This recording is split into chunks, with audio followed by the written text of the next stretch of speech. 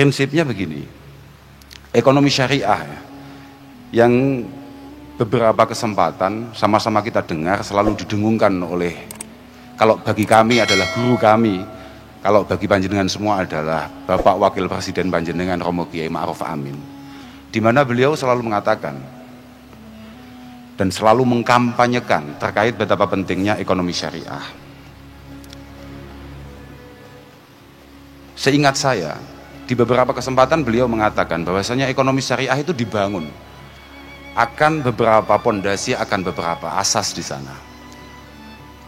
Ya, wong namanya syariah pasti harus transaksi yang dilakukan, kerjasama yang dilakukan, atau katakan misal dalam contoh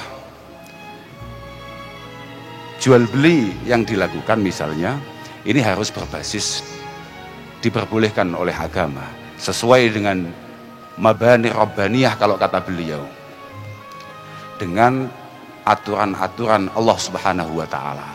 Misalnya kalau dalam bab misalnya kalau dalam bab jual beli, maka ada beberapa rukun yang biasa kita lihat di kitab-kitab kita. Misalnya dalam bab di situ harus ada salahiyatil akid atau salahiyatil akiden, kelayaan orang yang melakukan transaksi, keahlian orang yang melakukan transaksi. Artinya ya orang gila, anak kecil dan lain sebagainya dan sejenisnya itu tidak boleh untuk kemudian melakukan transaksi. Kemudian di sana ada, kalau dalam bab ini contoh saja, dalam bab misalnya itu ada rukun lagi, ada pondasi lagi yang harus memenuhi persyaratan. Misalnya kalau dalam kitab kita ada istilah namanya ma'qud alaih. Ada ma'qud alaih. Artinya yang kita buat transaksi dan juga yang ditransaksikan. Alat yang kita buat transaksi dan juga apa yang kita transaksikan, ini banyak sekali syaratnya. Misalnya kalau dalam kitab-kitab fikih kita, misalnya alayakuna najisan fi ainihi, jangan sampai barang yang kita transaksikan itu positif kenajisannya, nyata-nyata najis. Ya karena jelas paten hurimat alaikumul maitatu wad-damu wa lahmul khinzir wa ma uhilla li ghairillahi bih ila akhirih.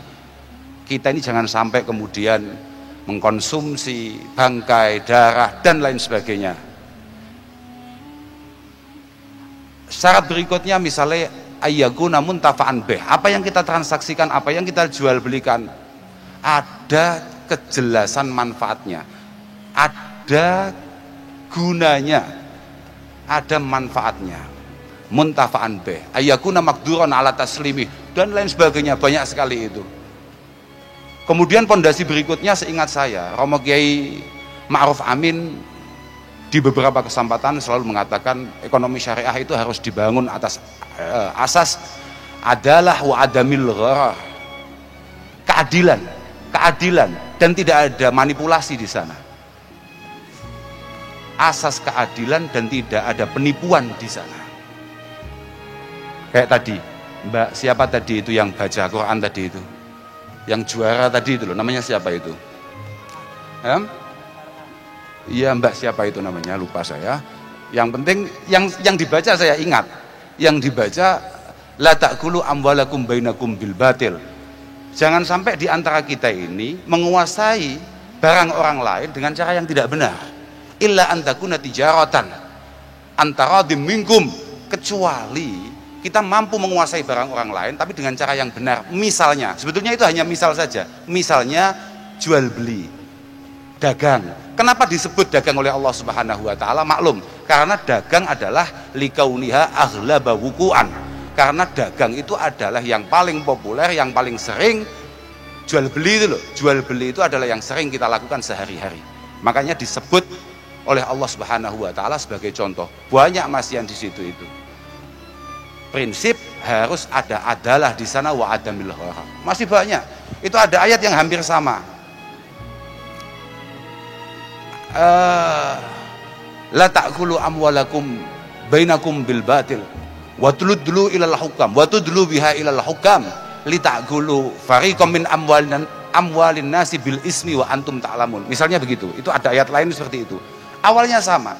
Jangan sampai kita ini kemudian punya mental menguasai barang orang lain dengan menghalalkan segala cara. Bahkan sampai kemudian kita menggunakan dasar-dasar hukum palsu, bahkan kita bawa ke persidangan atau pengadilan untuk kemudian menguasai harta orang lain, padahal kita tahu ini sama sekali bukan hak kita. Nah, itu adalah asas yang dibangun dalam ekonomi syariah, landasan yang dibangun dalam ekonomi syariah. Kemudian ada lagi adamul gharar, maklum, ad-dharar yuzal. Jangan sampai kerjasama, usaha yang kita bangun itu merugikan kita sendiri atau bahkan merugikan orang lain.